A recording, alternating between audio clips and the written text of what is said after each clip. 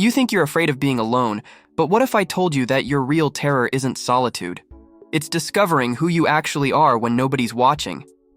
And what if this fear is the invisible poison slowly killing every relationship you touch?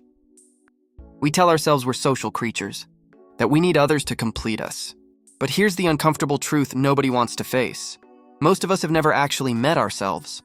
We've been so busy performing, pleasing, and pretending that we've become strangers to our own minds. Think about it. When was the last time you sat in complete silence with no distractions, no phone, no noise, just you and your thoughts? I'm betting you can't remember. And if you can, I'm betting it made you deeply uncomfortable. This isn't because you're weak. It's because you've been conditioned to believe that your worth comes from external validation. Every text, every how are you? And it's become a drug that temporarily soothes the existential anxiety of existing as a conscious being in an indifferent universe. You've created what I call the phantom self, a carefully constructed persona designed not to express who you are, but to prevent others from rejecting who you might be. This phantom is exhausting to maintain because it requires constant external feedback to exist. Here's where it gets dangerous. You start believing the phantom is real. You begin to think that version of you, the people pleaser, the entertainer, the helper, the strong one, that's who you actually are. But phantoms need an audience to exist. Without one, they fade. And this is where your relationships begin to rot from the inside. You enter relationships not as yourself, but as your phantom. You offer what you think they want, not what you actually have to give. You seek validation, not connection. You're so terrified of being rejected for who you really are that you never give anyone the chance to accept you. But here's the cruel irony. The phantom always gets found out. Maybe not today, maybe not this year, but eventually the mask slips. And when it does, both of you feel betrayed. Them because you weren't who you pretended to be, and you because they couldn't love the real you. Except you never showed them the real you. So you do what every phantom-dependent person does. You blame them or you blame yourself. But you never question the fundamental premise that got you here. Your fear of solitude has turned you into an addict. Not to substances, but to stimulation. To constant input that drowns out the voice of your authentic self trying to speak. Every notification is a hit. Every social interaction is a fix. Every relationship is a way to avoid the most important appointment you'll ever have, the meeting with yourself. But here's what nobody tells you. The voice you're avoiding isn't your enemy. It's the only friend who'll never lie to you, never leave you, and never need you to be anyone other than who you are. Let me paint you a picture you'll recognize. You meet someone new. Your phantom performs brilliantly. They're interested. Your phantom gets validation. Life feels meaningful again. But then something terrifying happens. They start to get close to the real you. They ask deeper questions. They want to spend quiet time together. They seem to actually care about your thoughts, not just your performance. This is where your sabotage programming kicks in. You become critical, you pick fights, you create distance, you cheat or you get cold, or you find reasons why they're not right for you. Sound familiar? You're not sabotaging relationships because you don't want love. You're sabotaging them because you're terrified that if someone really knew you, your fears, your flaws, your authentic thoughts, they'd leave anyway. So you leave first.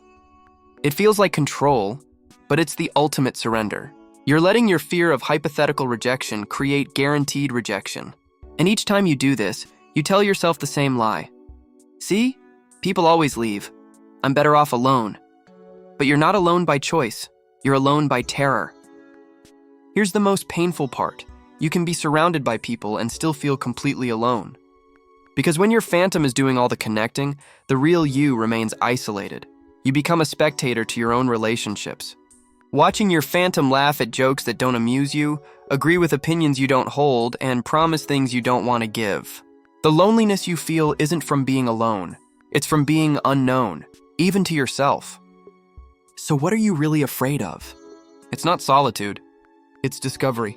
You're terrified that if you sit with yourself long enough, you'll discover one of two things.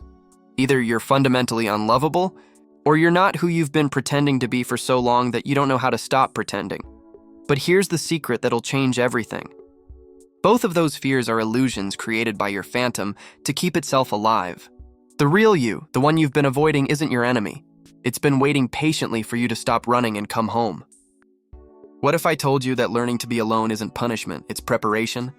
Preparation for the kind of relationships your phantom could never create. Ones based on authenticity instead of performance. When you can sit with yourself without needing distraction, something miraculous happens. You start to distinguish between your thoughts and your identity, between your fears and your truth, between what you've been told to want and what you actually desire. This isn't about becoming a hermit. It's about becoming someone who chooses connection rather than needing it.